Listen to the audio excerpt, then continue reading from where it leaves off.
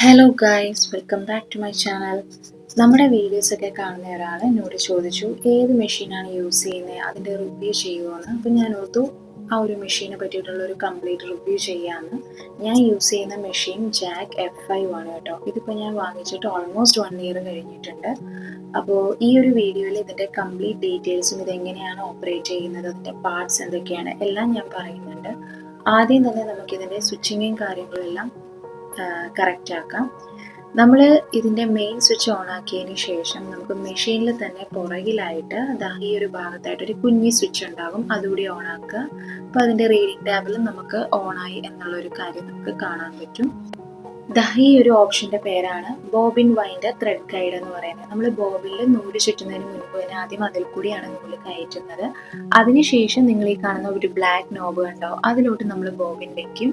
പിന്നീട് അതിൻ്റെ പുറകിൽ ഒരു സ്റ്റീൽ പ്ലേറ്റ് പോലുണ്ട്, അത് വെച്ച് ക്ലോസ് ചെയ്തിട്ടാണ് നൂല് ചുറ്റുന്നത്. അപ്പം ഈ ഒരു ഓപ്ഷൻ്റെ പേര് ബോബിൻ വൈൻഡർ എന്നാണ് കേട്ടോ. പിന്നെ ഇപ്പോൾ നിങ്ങൾ ഈ കാണുന്ന ഒരു 3 ഹോൾ സ്റ്റീൽ പ്ലേറ്റ് ആണ്. അതുപോലെ തന്നെ താഴെ നിങ്ങൾക്കൊരു 2 ഹോൾ സ്റ്റീൽ പ്ലേറ്റ് കാണാം. ഇതിൽ കൂടി ആയിരിക്കും നമ്മൾ നൂല് കയറ്റുന്നത് തയ്ക്കാൻ വേണ്ടിയിട്ട്.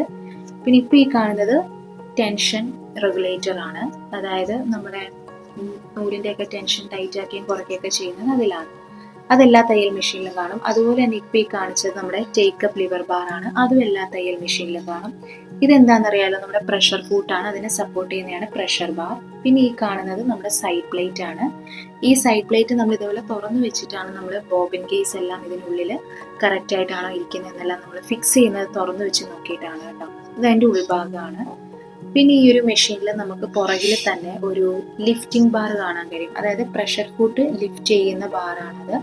ഇത് നമുക്ക് കൈകൊണ്ട് ചെയ്യാനുള്ള ഓപ്ഷനാണ് നമ്മൾ മെഷീൻ്റെ പുറകിൽ തന്നെ കൊടുത്തിരിക്കുന്നത്. പിന്നെ പൊതുവെ എല്ലാവരും ജാക്കിൽ തയ്ക്കുമ്പോഴത്തേക്കും നമ്മൾ കൂടുതലും നമുക്കൊരു കംഫർട്ട് എന്ന് പറയുന്നത് മെഷീൻ്റെ അടിയിൽ നമുക്കൊരു ലിഫ്റ്റിംഗ് ബാർ കൊടുത്തിട്ടുണ്ട്. ഇത് നമ്മൾ കാലുകൊണ്ട് നീക്കുന്നതാണ്. അപ്പോൾ ഇത് വെച്ച് ചെയ്യുമ്പോഴും നമുക്ക് പ്രഷർ ഫൂട്ട് പൊങ്ങിയും താഴെയൊക്കെ ചെയ്യും. അപ്പം മെഷീൻ നമ്മൾ ഒത്തിരി ഒന്ന് ഇണങ്ങിക്കഴിയുമ്പോൾ നമുക്ക് എന്തുകൊണ്ടും കംഫർട്ട് ഇതായിരിക്കും. ഇനി പറയുന്നത് എല്ലാ തയ്യൽ മെഷീനിലും കൊടുക്കുന്ന ഒരു കാര്യമാണ്, ഒരു ലൈറ്റിംഗ് സിസ്റ്റം അവർ കൊടുത്തിട്ടുണ്ട്. ഇതിൻ്റെ ഒരു പ്രത്യേകത എനിക്ക് മനസ്സിലായത്, നമ്മൾ ഇരുണ്ട തുണികൾ, കൂടുതലും നമ്മൾ കറുപ്പ് തുണികളൊക്കെ തയ്ക്കുമ്പോൾ അതിൻ്റെ ഒരു സ്റ്റിച്ചിങ് ലൈൻ കാണാൻ ഇത് ഓൺ ആക്കിയിട്ട് തയ്ക്കുകയാണെങ്കിൽ അത് ഉപകാരപ്പെടും കേട്ടോ. പിന്നെ ഈ പറഞ്ഞത് ഞാൻ നിങ്ങളുടെ ഓൾറെഡി പറഞ്ഞല്ലോ, നമ്മുടെ ത്രെഡ് ടെൻഷൻ റെഗുലേറ്റർ ആണ്. ഇത് നമുക്ക് ടൈറ്റ് ആക്കുകയും ചെയ്യാം, അതേപോലെ തന്നെ ലൂസ് ആക്കുകയും ചെയ്യാം. ടൈറ്റ് ആക്കുവാണെങ്കിൽ നമ്മൾ ക്ലോക്ക് വൈസ് ഡയറക്ഷനിലാണ് തിരിക്കേണ്ടത് ഇതേപോലെ. അതെല്ലാം നിങ്ങൾക്ക് ലൂസ് ആക്കണമെങ്കിൽ ഇതേപോലെ ആൻറ്റി ക്ലോക്ക് വൈസ് ഡയറക്ഷനിലും തിരിക്കുക. ഇതിപ്പോൾ നമ്മുടെ നൂലിൻ്റെ ടെൻഷനെല്ലാം കറക്റ്റ് ചെയ്യുന്നത് ഈ ഒരു ഓപ്ഷനിൽ വെച്ചിട്ടാണ്. ഇനി ഇപ്പോൾ ഈ കാണുന്ന ഓപ്ഷൻ എന്ന് പറഞ്ഞാൽ നമ്മുടെ സ്റ്റിച്ച് ലെങ്ത് കൂട്ടുകയും കുറയ്ക്കുകയും ചെയ്യുന്നതാണ്. അങ്ങനെ കൂട്ടുകയും കുറയ്ക്കുകയും ചെയ്യണമെങ്കിൽ നമ്മൾ ഈ ഒരു നോബ് കണ്ടു, ഇത് താഴത്തോട്ടാക്കിയിട്ട് വേണം നമ്മൾ കൂട്ടുകയും കുറയ്ക്കുകയും ചെയ്യാനായിട്ട്. അപ്പോൾ അത് താഴ്ത്താണ്ട് നമ്മൾ ചെയ്യാനായിട്ട് പറ്റത്തില്ല, കാരണം ആ ഒരു തിരിക്കുന്ന ഭാഗം ഇച്ചിരി ടൈറ്റ് ആയിരിക്കും. പിന്നെ ഈ കാണുന്ന ഒരു ഹോൾ എന്ന് പറയുന്നത് ഇങ്ങോട്ട് വെച്ചിട്ട് വേണം നമ്മൾ ആ ഒരു വാല്യൂ കറക്റ്റ് ചെയ്യാനായിട്ട്. ഇവിടെ മാക്സിമം 5 വരെയാണ് വാല്യൂ കൊടുത്തിരിക്കുന്നത്. നമ്മൾ നോർമലി തയ്ക്കുന്നത് ഒരു 2.5 റേഞ്ചിലാണ്. 5 നമുക്ക് ഗ്യാദേഴ്സ് ഒക്കെ ചെയ്യാനായിട്ടാണ് ഉപകരിക്കുന്നത്. വാല്യൂ കൂടുന്നതനുസരിച്ച് സ്റ്റിച്ചിൻ്റെ ആ ഒരു ലെങ്ത്തും കൂടും. പിന്നെ ഈ ഒരു ഓപ്ഷൻ എന്ന് പറയുന്നത് നമ്മുടെ സ്പീഡ് അഡ്ജസ്റ്റ് ചെയ്യുന്നതാണ്. അതായത് പ്ലസ് സൈനും ഉണ്ടായിരിക്കും, അതിന് മൈനസ് സൈനും ഉണ്ടായിരിക്കും. മൈനസ് ഞെക്കുവാണെങ്കിൽ നമുക്ക് സ്പീഡ് നമ്മുടെ ഇഷ്ടത്തിലോട്ട് കുറയ്ക്കാൻ കഴിയും. അതെല്ലാം നമ്മൾ പ്ലസ് ആണ് ചെയ്യുന്നതെങ്കിൽ നമുക്ക് സ്പീഡ് മാക്സിമത്തിലോട്ട് ആക്കാൻ കഴിയും, കൂട്ടാനും കഴിയും. ഇപ്പം മാക്സിമം സ്പീഡ് ഇവിടെ 40 കൊടുത്തിരിക്കുന്നത്. നിങ്ങൾ ബിഗിനേഴ്സ് ഒക്കെ ആണെങ്കിൽ നിങ്ങളൊരു 20-18 ഇട്ട് ചെയ്താൽ മതിയാവും. പിന്നീട് നിങ്ങൾ തയ്ച്ച് ശീലമാകുന്നതിനനുസരിച്ച് നിങ്ങൾക്ക് ഇതിൻ്റെ സ്പീഡ് കൂട്ടാവുന്നതാണ്. പിന്നെ അതിനോടൊപ്പം തന്നെ ഇത് നമുക്കൊരു ചെറിയൊരു സോക്കറ്റ് പോലെ ഉണ്ട്, നമുക്കിപ്പം സൂചി അങ്ങനെയുള്ള കാര്യങ്ങളൊക്കെ വെക്കാൻ. ഇനി പറയുന്നത് നമ്മുടെ എല്ലാ തയ്യൽ മെഷീനിലും കാണുന്ന ഒരു കാര്യമാണ്, ഇതാണ് നമ്മുടെ ഹാൻഡ് വീൽ. പിന്നെ ഈ ഒരു മെഷീൻ ഞാൻ വാങ്ങിച്ചപ്പം എനിക്ക് കുറച്ച് കാര്യങ്ങൾ കൂടെ കിട്ടിയിരുന്നു. അതായത് നമുക്കൊരു 3 ബോബിൻ കീസ് കിട്ടിയിരുന്നു, പിന്നെ സ്ക്രൂ ഡ്രൈവേഴ്സ് കിട്ടിയിരുന്നു, അതിനോടൊപ്പം തന്നെ നീഡിലും കിട്ടിയിരുന്നു. നമ്മുടെ സാധാ തയ്യൽ മെഷീനിൽ വെച്ച് നോക്കുമ്പോൾ പവർ മെഷീൻ്റെ ബോബിൻ കേസിനും ഇച്ചിരി വലുപ്പമുണ്ട്. അപ്പം നിങ്ങൾ പവർ മെഷീനൊക്കെ ഉപയോഗിക്കുന്ന ആൾക്കാരാണെങ്കിൽ ഷോപ്പിൽ പോയി വാങ്ങിക്കുമ്പോൾ മെഷീൻ്റെ പേര് പറഞ്ഞ് വാങ്ങിക്കുന്നതായിരിക്കും എന്തുകൊണ്ട് നല്ലത് കേട്ടോ. അപ്പം നമുക്ക് ബോബിൻ ചുറ്റിയിട്ട് വെക്കുന്ന ആ ഒരു ഹോൾഡർ, ഈ ഒരു കാര്യത്തെയാണ് ബോബിൻ കേസ് എന്ന് പറയുന്നത് കേട്ടോ. പിന്നെ നമുക്ക് അഡീഷണൽ ആയിട്ട് 3 സ്ക്രൂ ഡ്രൈവേഴ്സാണ് കിട്ടിയത്. ഇതിപ്പോൾ 2 ഉള്ളൂ, ഒരെണ്ണം ഇതിലും കുറച്ചും കൂടെ വലുതാണ്, അത് ഞാൻ കാണിക്കാം. പിന്നെ ഈ ഒരു മെഷീൻ്റെ മറ്റൊരു പ്രത്യേകത എന്ന് പറയുന്നത് നമുക്കിതിനകത്ത് ത്രെഡ് കട്ടർ ഉണ്ടായിരിക്കും. ഇതാണ് ത്രെഡ് കട്ടർ എന്ന് പറയുന്നത്. ഇത് നമുക്ക് അതായത് നമ്മുടെ തുണിയിലെല്ലാം തയ്ച്ചു കഴിയുമ്പോൾ വരുന്ന അഡീഷണൽ നൂലുണ്ടാവുമല്ലോ, അത് കട്ട് ചെയ്ത് മാറ്റാനാണ്. അപ്പോൾ ഈ ഒരു ബ്ലേഡ് കണ്ടോ, ഈ ഒരു ബ്ലേഡിലായിരിക്കും നമ്മളത് കട്ട് ചെയ്ത് മാറ്റുന്നത്. അത് ഓട്ടോമാറ്റിക്കലി കട്ടാവില്ല, നമ്മൾ തന്നെ കട്ട് ചെയ്യണം. ഇത് നമ്മുടെ പ്രഷർ കുക്കറിൻ്റെ ഒക്കെ ഈ ഒരു ഭാഗത്തായിട്ട് ആയിരിക്കും ഇത് ഫിക്സ് ചെയ്ത് വരുന്നത്. എനിക്കത് അത്ര വശമില്ലാത്തതുകൊണ്ടാണ് ഞാനത് അഴിച്ചു മാറ്റിയത് കേട്ടോ. നമുക്കത് അഴിച്ചു മാറ്റാനായിട്ടൊക്കെ പറ്റും. പിന്നെ ഇതാണ് ഞാൻ പറഞ്ഞത്, 3 സ്ക്രൂ ഡ്രൈവേഴ്സ് ആണ്. അതിൽ ഒരെണ്ണം അത്യാവശ്യം വലുപ്പമാണ്. അത് നമുക്ക് ഈ ഒരു സ്റ്റാൻഡിൽ, അതായത് നമ്മുടെ നീഡിൽ സ്റ്റാൻഡിൽ വെക്കാവുന്നേ ഉള്ളൂ. പിന്നെ ഈ ഒരു മെഷീനിൽ നമുക്ക് വേറൊരു കാര്യം എന്ന് പറഞ്ഞാൽ അതിൻ്റെ ഒരു സ്കെയിലിംഗ് സിസ്റ്റമാണ്. നമുക്കിപ്പോൾ അത്യാവശ്യമായിട്ട് എന്തെങ്കിലുമൊക്കെ മെഷർ ചെയ്യണമെങ്കിൽ നമുക്കിതിൽ തന്നെ മെഷർ ചെയ്യാവുന്നുള്ളൂ കേട്ടോ. ഇത് പിന്നെ പറയണ്ടല്ലോ, നിങ്ങൾക്ക് അറിയാമല്ലോ, നമ്മൾ ഇവിടെ കാല് വെച്ചിട്ടായിരിക്കും നമ്മൾ തയ്ക്കുന്നത്. അതിൻ്റെ മോട്ടറാണ്. ഇനി ഞാൻ പറയാൻ പോകുന്ന കാര്യം പ്രധാനപ്പെട്ട ഒരു കാര്യമാണ്. അതായത് ഈ ഒരു മെഷീൻ നമ്മൾ വർക്ക് ചെയ്യിക്കുന്നതിന് മുൻപ് തന്നെ ഇതിൻ്റെ സ്പീഡ് ഒന്ന് മാക്സിമം ആക്കുക. അതുപോലെ തന്നെ ഈ ഒരു ഓപ്ഷൻ കണ്ടോ, പ്രഷർ കുക്കർ ലിഫ്റ്റിംഗ് ബാർ ആണിത്. ഇത് നിങ്ങളൊന്ന് പൊക്കി വെക്കുക. അതുപോലെ തന്നെ ഇതിനകത്ത് നൂലൊന്നും ചുറ്റിയിട്ടില്ല എന്ന് ഉറപ്പ് വരുത്തുക. ബോബിൻ കേസും നിങ്ങൾ വെച്ചിട്ടില്ല എന്ന് ഉറപ്പ് വരുത്തുക. എന്നിട്ട് എന്താണ് ചെയ്യേണ്ടതെന്ന് വെച്ചാൽ നമ്മൾ മാക്സിമം സ്പീഡിൽ നമ്മൾ ഈ ഒരു മെഷീൻ ഒന്ന് വർക്ക് ചെയ്യിക്കുക. അപ്പോൾ നിങ്ങൾക്ക് ഈ ഒരു ഗ്ലാസ് നോബിൽ കൂടി ഒരു വെള്ളം ഇങ്ങനെ തെളിഞ്ഞു വരുന്ന പോലെ കാണാൻ കഴിയും. അത് അതിൻ്റെ ഓയിലാണ്. അപ്പോൾ ഇങ്ങനെ വരുന്നുണ്ടെങ്കിൽ അതിൻ്റെ അർത്ഥം നമ്മുടെ ഈ ഒരു മെഷീൻ്റെ എല്ലാ പാർട്സിലോട്ടും അതിൻ്റെ ഓയിൽ എത്തുന്നു എന്നാണ് അർത്ഥം. അങ്ങനെ വന്നിട്ടില്ലെങ്കിൽ നിങ്ങൾ അതൊന്ന് ശ്രദ്ധിക്കണം. അപ്പം നമ്മൾ മാക്സിമം സ്പീഡിലിട്ടിട്ട് നമ്മൾ ഈ ഒരു മെഷീൻ തയ്ക്കുന്നതിന് മുൻപ് ഇങ്ങനെ ഒന്ന് ചെയ്യുകയാണെങ്കിൽ നമുക്കതിൻ്റെ എപ്പോഴും അതിൻ്റെ ഗുഡ് കണ്ടീഷനിൽ തന്നെ നിലനിൽക്കും കേട്ടോ. അപ്പോൾ ജാക്ക് മെഷീൻ ഉള്ളവരാണെങ്കിൽ ഇതൊന്ന് ശ്രദ്ധിക്കുക. ഇനി നമുക്കിതിൻ്റെ നൂല് എങ്ങനെയൊക്കെയാണ് കോർക്കുന്നത് നോക്കാം. ആദ്യം തന്നെ നമുക്ക് ബോബിൻ എങ്ങനെയാണ് ചുറ്റുന്നത് നോക്കാം. അപ്പം നമുക്ക് 2 ത്രെഡ് ഹോൾഡേഴ്സ് ഉണ്ട്. ആദ്യത്തെ ഹോൾഡർ നമ്മൾ സൂചിയിലോട്ട് നൂല് കോർക്കുന്നത്, രണ്ടാമത്തെ നമ്മൾ ബോബിനിലോട്ടാക്കാം. അപ്പോൾ ബോബിനിൽ നമ്മൾ ഈ ഒരു വൈൻഡറിൽ തന്നെ 2 ഹോൾ ഉണ്ടാവും. അതിൽ നമ്മൾ ആദ്യത്തെ ഹോളിൽ ആദ്യം നൂല് കോർക്കുക. അപ്പോൾ ആദ്യത്തെ ഹോളിൽ കൂടി നമ്മൾ നൂല് കോർത്തിട്ടുണ്ട്. അതിനുശേഷം ഇതിൻ്റെ ഉള്ളിൽ ഒരു ചെറിയൊരു ഗ്രൂവ് കാണാം. ആ ഗ്രൂവിലോട്ട് നിങ്ങൾ ഈ ഒരു നൂലൊന്ന് കയറ്റുക. കയറ്റിയതിന് ശേഷം നിങ്ങൾക്ക് രണ്ടാമത് കാണുന്ന ഒരു ഹോൾ ഉണ്ടായിരിക്കും. ആ ഹോളിൽ കൂടിയും നിങ്ങൾ നൂലൊന്ന് കോർത്തെടുക്കുക. മൊത്തം നിങ്ങൾക്ക് 2 ഹോളാണ് ഈ ഒരു വൈൻഡറിലുള്ളത്. ആദ്യം ഹോളിൽ കൂടി കയറ്റിയതിന് ശേഷം അതിൻ്റെ ഉള്ളിലെ ഗ്രൂവിൽ നൂല് ഫിക്സ് ആക്കിയിട്ട് രണ്ടാമത്തെ ഹോളിൽ കൂടി നൂല് ചുറ്റി വലിച്ചെടുക്കുക. ഇനി നമ്മൾ ബോബിനിലോട്ട് ഈ ബാക്കി വന്ന നൂല് കുറച്ചൊന്ന് ചുറ്റിയിട്ട് വേണം നമ്മൾ ആ ഒരു ബ്ലാക്ക് നോബിലോട്ട് വെക്കാനായിട്ട്. അങ്ങനെ ആകുമ്പോൾ നമുക്ക് നല്ല വൃത്തിക്ക് തന്നെ നൂല് ഇതിനകത്ത് ചുറ്റി കിട്ടും. ഇതേപോലെ ഒരു 2-3 ചുറ്റൊന്ന് നമ്മൾ ബോബിനിലൊന്ന് വെച്ച് ചുറ്റി കൊടുക്കുക. അതിനുശേഷം നമ്മുടെ ഈ ഒരു ബോബിൻ വൈൻഡർ, ഈ ഒരു ബ്ലാക്ക് നോബ് ഉണ്ട്, അതിനകത്തോട്ട് നമ്മൾ ബോബിൻ വെച്ചിട്ട് ആ ഒരു സ്റ്റീൽ പ്ലേറ്റ് ഒന്ന് ക്ലോസ് ആക്കുക. എന്നിട്ട് നമ്മുടെ മാക്സിമം ഹൈ സ്പീഡിൽ ഇതൊന്ന് ഓപ്പറേറ്റ് ചെയ്യുക, ഒന്ന് വർക്ക് ചെയ്യിക്കുക. അപ്പോൾ അതിനകത്തോട്ട് നൂല് ഓട്ടോമാറ്റിക്കലി തന്നെ ഇങ്ങനെ ഒന്ന് ചുറ്റിയോളൂ.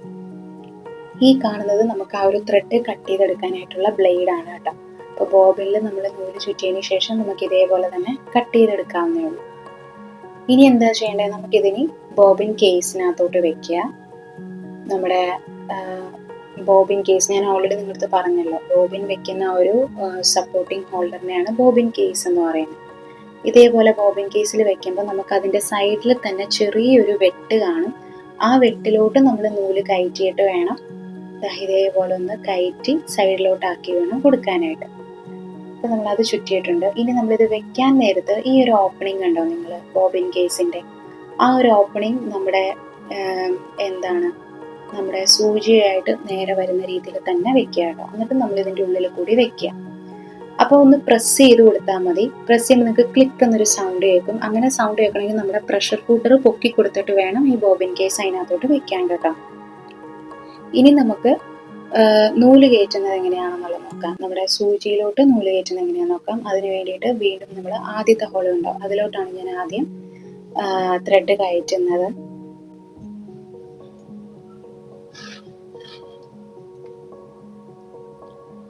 ഇനി നമ്മൾ ചെയ്യേണ്ടത്, ഞാൻ ഓൾറെഡി നിങ്ങളത് പറഞ്ഞിട്ടുണ്ടായിരുന്നല്ലോ, ഒരു 3 ഹോൾ സ്റ്റീൽ പ്ലേറ്റ് ഉണ്ടാവും. നമ്മൾ അതിലോട്ട് നമ്മൾ നൂല് കയറ്റുക. നമ്മൾ കയറ്റുമ്പോൾ എപ്പോഴും അകത്തുനിന്ന് പുറത്തോട്ട് വരുന്ന രീതിയിൽ വേണം നൂല് കയറ്റാൻ കേട്ടോ. അതായത് ലെഫ്റ്റിൽ നിന്ന് റൈറ്റിലോട്ട് വരുന്ന ഡയറക്ഷൻ.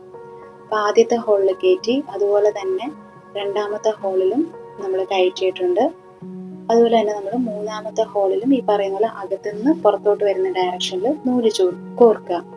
അപ്പം ഇതിപ്പോൾ നമ്മൾ 3 ഹോളിൽ കൂടി തന്നെ കയറ്റണമെന്നില്ല. നമ്മൾ ചെയ്ത് ശീലമാകുമ്പോൾ പിന്നീട് നമ്മൾ ആദ്യത്തെ ഹോളും അവസാനത്തെ ഹോളിലും മാത്രമേ നൂല് കോർക്കാറുള്ളൂ. അതിനുശേഷം പിന്നെ ഒരു 2 ഹോൾ സ്റ്റീൽ പ്ലേറ്റ് ഉണ്ടാകും.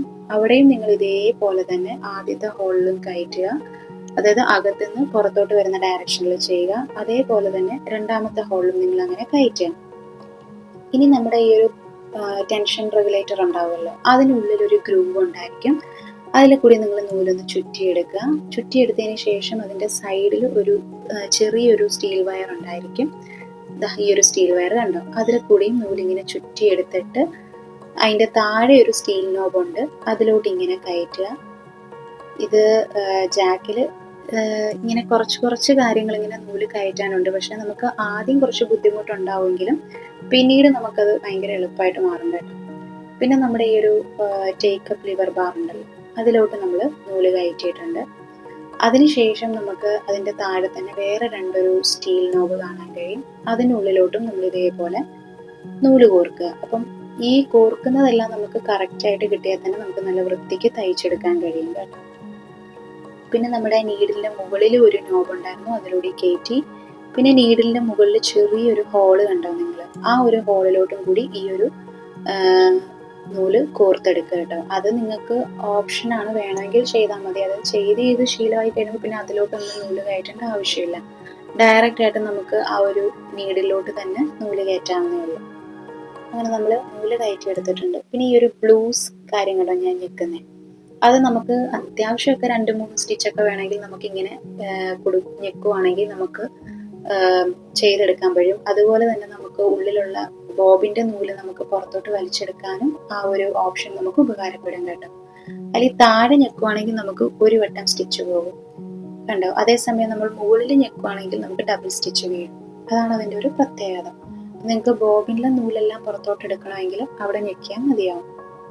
പിന്നെ ഈ ഒരു നോബ് ഞാൻ ഓൾറെഡി പറഞ്ഞല്ലോ, നമുക്ക് ലോക്ക് ചെയ്യാനും ആ ഒരു നോബ് കൊണ്ട് ഉപകാരപ്പെടും. നമ്മൾ തയ്ക്കുമ്പോഴൊക്കെ നമ്മൾ ആദ്യം അവസാനം ലോക്ക് ഇടുമല്ലോ, അതിന് ഉപകാരപ്പെടും. പിന്നെ ഇനി ഈ ഒരു മെഷീൻ്റെ ഓയിലും കാര്യങ്ങളും ഞാൻ പറഞ്ഞുതരാം. അതിനായിട്ട് നമ്മൾ ആദ്യം തന്നെ ആ താഴത്തെ ആ ഒരു സ്റ്റാൻഡിൽ കാലൊന്ന് വെച്ചൊന്ന് സപ്പോർട്ട് ചെയ്യുക.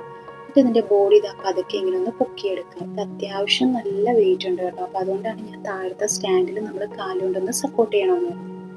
അപ്പോൾ ഇതാണ് ഇതിൻ്റെ ഓയിൽ ടാങ്ക്. ഈ ഒരു ടാങ്ക് നിങ്ങൾ ശ്രദ്ധിച്ചാൽ കാണാൻ കഴിയും, ഇതിനകത്ത് ഹൈ ലോ എന്ന് എഴുതിയിട്ടുണ്ട്. നമ്മൾ ഓയിൽ എപ്പോഴും നിറയ്ക്കുമ്പം ആ ഹൈ എന്ന് പറയുന്നതിൻ്റെ അവിടെ ഒരു ബാറ് കാണാൻ കഴിയും. അവിടെ വെച്ചിട്ട് വേണം നിങ്ങൾ നിറച്ച് നിർത്താനായിട്ട്. ഇതെല്ലാം അതിൻ്റെ ഉള്ളിൽ ഉള്ള പാർട്സ് ആണ്. അപ്പം നിങ്ങൾക്ക് ഈ ഒരു ക്ലോത്ത് കണ്ടോ, 2 ക്ലോത്ത് കാണാൻ കഴിയുന്നുണ്ട്. ഇതിൽ കൂടി ആയിരിക്കും നമ്മൾ ഓയിൽ ഉള്ളിലോട്ട് കയറി എല്ലാ പാർട്സിലോട്ടും എത്തുന്നത് കേട്ടോ.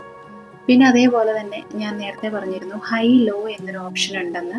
അതിൽ ഓയിൽ ഒരു ലോ എന്ന് പറയുന്ന ഒരു ഓപ്ഷനിലോട്ട് വന്നു കഴിയുമ്പോൾ നിങ്ങൾ ഓയിൽ മാറ്റി കൊടുക്കുക. അതായത് 6 മാസം കൂടുമ്പോഴാണ് നമ്മൾ ഇതിൻ്റെ ഓയിൽ മാറ്റി കൊടുക്കേണ്ടത്. അതിനോടൊപ്പം തന്നെ നിങ്ങൾ ഇടയ്ക്കിടയ്ക്ക് ഇതൊന്ന് തുറന്ന് നോക്കുക, ഓയിലിൻ്റെ കളർ ചേഞ്ച് ആവുന്നുണ്ടോ. ഒരു ഡാർക്ക് യെല്ലോയിലോട്ടൊക്കെ ആയിക്കഴിഞ്ഞാൽ നിങ്ങൾ ഓയിൽ മാറ്റുന്നതായിരിക്കും നല്ലത് കേട്ടോ. അപ്പോൾ ഓയിൽ നിറയ്ക്കുമ്പോൾ നമ്മൾ ആ ഹൈ എന്നെഴുതിയ ആ ബാറിൻ്റെ അവിടെ വെച്ച് വേണം നിറയ്ക്കാനായിട്ട്. പിന്നെ ഓയിൽ മാറ്റാനായിട്ട് റൈറ്റ് സൈഡിൽ ഒരു ബ്ലാക്ക് കളർ പ്ലേറ്റ് ഉണ്ടാവും, അത് ഊരി മാറ്റിയിട്ട് അതിൻ്റെ ഇടയിൽ കൂടി ഓയിൽ ഊറ്റിയെടുക്കാവുന്നേ ഉള്ളൂ. ഞാൻ പിന്നെ അങ്ങനെ ചെയ്യാറില്ല, ഞാൻ സ്പോഞ്ച് കൊണ്ട് ഒപ്പിയാണ് ഓയിൽ മാറ്റിയെടുക്കുന്നത് കേട്ടോ. പിന്നെ നമുക്ക് ഈ ഒരു ബോഡി പൊക്കാനായിട്ട് ഈ ഒരു സ്റ്റീൽ പ്ലേറ്റിലും കൂടി സപ്പോർട്ട് ചെയ്ത് നമുക്ക് പൊക്കാവുന്നേ ഉള്ളൂ. അപ്പോൾ ഇതാണ് ഈ ഒരു മെഷീൻ്റെ ഓയിൽ എന്ന് പറയുന്നത്. ഇത് ഈ ഒരു മെഷീനല്ല, എല്ലാ പവർ മെഷീനിലും ഇത് യൂസ് ചെയ്യാനായിട്ട് പറ്റും. ഈ ഒരു ഓയിലിൻ്റെ പ്രത്യേകത എന്ന് പറയുന്നത് ഇത് ഒട്ടിപ്പിടിക്കത്തില്ല. നമുക്ക് ഒരിക്കലും ഇതിങ്ങനെ ഒരു വഴുക്കൽ ഉണ്ടാവത്തില്ല. കണ്ടോ, ഒട്ടിപ്പിടിക്കാത്ത പോലത്തെ ഓയിലായിരിക്കും. അതുകൊണ്ടാണ് നമ്മൾ ഈ ഒരു ഓയിൽ ഇതിന് വേണ്ടി യൂസ് ചെയ്യുന്നത്. ഇതിപ്പോൾ ഒരു 1 ലിറ്ററോളം ഉണ്ട്. നമുക്കിത് 2 വട്ടം യൂസ് ചെയ്യാനായിട്ട് പറ്റും. ഈ ഒരു ബോട്ടിൽ വാങ്ങിച്ചാൽ തന്നെ നമുക്ക് 2 ട്രിപ്പ് യൂസ് ചെയ്യാം. പിന്നെ ഈ കാണുന്ന ഫൂട്ടേഴ്സ് എല്ലാം ഞാൻ അഡീഷണൽ വാങ്ങിച്ചതാണ്. നമുക്ക് ഈ ഒരു മെഷീൻ വാങ്ങിക്കുമ്പം അതിനോടൊപ്പം ഇതൊന്നും ഇല്ലായിരുന്നു. ഇതെല്ലാം ഞാൻ അഡീഷണൽ വാങ്ങിച്ച ഫൂട്ടേഴ്സ് ആണ് കേട്ടോ. ഇതാണ് നമുക്ക് ഈ ഒരു മെഷീനിൽ ഉള്ള നീഡിൽസ്. ഇതിൽ ഈ ഒരു പ്ലാസ്റ്റിക് കവറിലുള്ളതാണ് എനിക്ക് ഈ മെഷീൻ വാങ്ങിച്ചപ്പോൾ അതിൻ്റെ കൂടെ കിട്ടിയ നീഡിൽ കേട്ടോ. ഇതാണ് ഞാൻ ഇപ്പം യൂസ് ചെയ്യുന്നത്. നമ്മൾ സാധാ തയ്ക്കുന്ന എല്ലാ ഫാബ്രിക്സിനും നമുക്ക് ഈ നീഡിലാണ് യൂസ് ചെയ്യുന്നത്. ഇതല്ലാണ്ട് നമുക്ക് കുറച്ചും കൂടെ കട്ടിയുള്ള ഫാബ്രിക്സ് ഒക്കെ ഉണ്ടല്ലോ, ഡെനീംസ് അങ്ങനെയുള്ള ഫാബ്രിക്കിനൊക്കെ നമുക്ക് ഈ ഒരു നീഡിൽ യൂസ് ചെയ്യാവുന്നതാണ്. ഇതൊരു ഗോൾഡൻ ഷെയ്ഡാണ് ഇതിന് വരുന്നത്. അപ്പോൾ എനിക്ക് മനസ്സിലായതും ഞാൻ ഈ ഒരു മെഷീൻ യൂസ് ചെയ്തിട്ട് എനിക്ക് അറിഞ്ഞ കാര്യങ്ങളുമാണ് ഞാൻ ഈ ഒരു വീഡിയോയിൽ നിങ്ങളുമായിട്ട് ഷെയർ ചെയ്തിരിക്കുന്നത്. അപ്പോൾ ജാക്ക് മെഷീൻ വാങ്ങിക്കാൻ പോകുന്നവരാണെങ്കിലും ഇതുള്ളവരാണെങ്കിലും ഞാൻ ഈ ഒരു വീഡിയോയിൽ പറഞ്ഞ 2 കാര്യങ്ങൾ നിങ്ങൾ പ്രധാനമായിട്ടും ശ്രദ്ധിക്കണം. ഒന്ന്, നമ്മൾ ഈ ഒരു മെഷീൻ ഓപ്പറേറ്റ് ചെയ്യുന്നതിന് മുൻപ് തന്നെ ഒരു 1 മിനിറ്റ് അല്ലെങ്കിൽ 2 മിനിറ്റ് അതിൻ്റെ പ്രഷർ കൂട്ടർ ഒന്ന് പൊക്കി വെച്ചിട്ട് ഹൈ സ്പീഡിലൊന്ന് വർക്ക് ചെയ്യിപ്പിക്കുക. അങ്ങനെ വർക്ക് ചെയ്യിപ്പിക്കുമ്പോൾ നമ്മൾ ഈ പറഞ്ഞ പോലെ എന്താണ് ത്രെഡും ബോബിൻ കേസും ഒന്നും ഇതിനകത്തോട്ട് ഫിക്സ് ചെയ്യാൻ പാടില്ല. പിന്നെ രണ്ടാമത്തെ ഒരു കാര്യം എന്ന് പറഞ്ഞാൽ നമ്മൾ ഓയിൽ നിറയ്ക്കുമ്പോഴത്തേക്കും എപ്പോഴും ഹൈ എന്ന് എഴുതിയിരിക്കുന്ന ആ ഒരു ബാറിൽ വെച്ചിട്ട് ഓയിൽ നിറച്ച് നിർത്തുക. 6 മാസം കൂടുമ്പോൾ നമ്മൾ ഈ ഒരു ഓയിൽ മാറ്റേണ്ടതാണ്. അതിനോടൊപ്പം ലോ എന്ന് എഴുതിയൊരു ഓപ്ഷനിലോട്ട് നമ്മുടെ ഓയിൽ വന്നിട്ടുണ്ടെങ്കിലും നമുക്ക് ഓയിൽ മാറ്റിയെടുക്കണം. അടിക്കടെ നമ്മളിങ്ങനെ നോക്കിക്കൊണ്ടിരിക്കുക ഓയിലിന്റെ കളർ ചേഞ്ചസ് വരുന്നുണ്ടോ. അതായത് ഒരു ഡാർക്ക് യെല്ലോയിലോട്ടൊക്കെ വരികയാണെങ്കിൽ നിങ്ങൾ ഓയിൽ മാറ്റുന്നതായിരിക്കും എന്തുകൊണ്ടും നല്ലത് കേട്ടോ. ഈ ഒരു മെഷീനിൽ ശ്രദ്ധിക്കേണ്ട മറ്റൊരു കാര്യം എന്ന് പറഞ്ഞാൽ ഒത്തിരി ഹ്യൂമിഡിറ്റി ആയിട്ടുള്ള സ്ഥലങ്ങളിൽ വെച്ച് വർക്ക് ചെയ്യിപ്പിക്കാതിരിക്കുന്നതായിരിക്കും നല്ലത്. അങ്ങനെ ചെയ്തു കഴിഞ്ഞാൽ ചിലപ്പോൾ ഒന്ന് തുരുമ്പ് വരാനുള്ള സാധ്യതയുണ്ട്. അതായത് നമ്മുടെ ആ ഒരു പ്രഷർ കൂട്ടറിൻ്റെ ഒക്കെ ഭാഗം ഉണ്ടല്ലോ, അവിടെ തുരുമ്പ് വരാനുള്ള സാധ്യതയുണ്ട്. അതുകൊണ്ട് ഹ്യൂമിഡിറ്റി ആയിട്ടുള്ള സ്ഥലത്തുനിന്ന് മാറ്റി വെച്ച് വർക്ക് ചെയ്യുകയാണെങ്കിൽ ആ ഒരു കുഴപ്പം വരില്ല. ഞാൻ ആദ്യം ഇതിനു മുൻപ് അംബ്രല്ല മെഷീനായിരുന്നു യൂസ് ചെയ്തിരുന്നത്. അത് യൂസ് ചെയ്തിട്ട് പവർ മെഷീനിലോട്ട് വന്നു കഴിഞ്ഞപ്പോൾ നമുക്ക് അതിൻ്റെ വ്യത്യാസം നല്ലോണം മനസ്സിലാക്കാൻ പറ്റും. നല്ല സ്മൂത്ത് ആയിട്ട് തന്നെ നമുക്ക് തയ്ച്ചെടുക്കാൻ പറ്റും. നൂലുകൾ അടിക്കടെ പൊട്ടി പോകത്തില്ല. അങ്ങനെയുള്ള കുറേ ഗുണങ്ങളുണ്ട്. അതുപോലെ തന്നെ പെട്ടെന്ന് കേടാവത്തുമില്ല. അപ്പം ആരെങ്കിലും മെഷീൻ വാങ്ങിക്കുന്നുണ്ടെങ്കിൽ എന്തുകൊണ്ടും നല്ലൊരു ചോയ്സ് എന്ന് പറയുന്നത് പവർ മെഷീൻ തന്നെ വാങ്ങിക്കുന്നതായിരിക്കും കേട്ടോ. പിന്നെ ഈ ഒരു മെഷീൻ്റെ റേറ്റ് ഞാൻ വാങ്ങിച്ച സമയത്ത് 22,500 രൂപയായിരുന്നു. അപ്പോൾ ഇന്നത്തെ വീഡിയോ നിങ്ങൾക്ക് എല്ലാവർക്കും മനസ്സിലായി കാണുമെന്ന് ഞാൻ പ്രതീക്ഷിക്കുന്നു. Thank you for watching my video. By.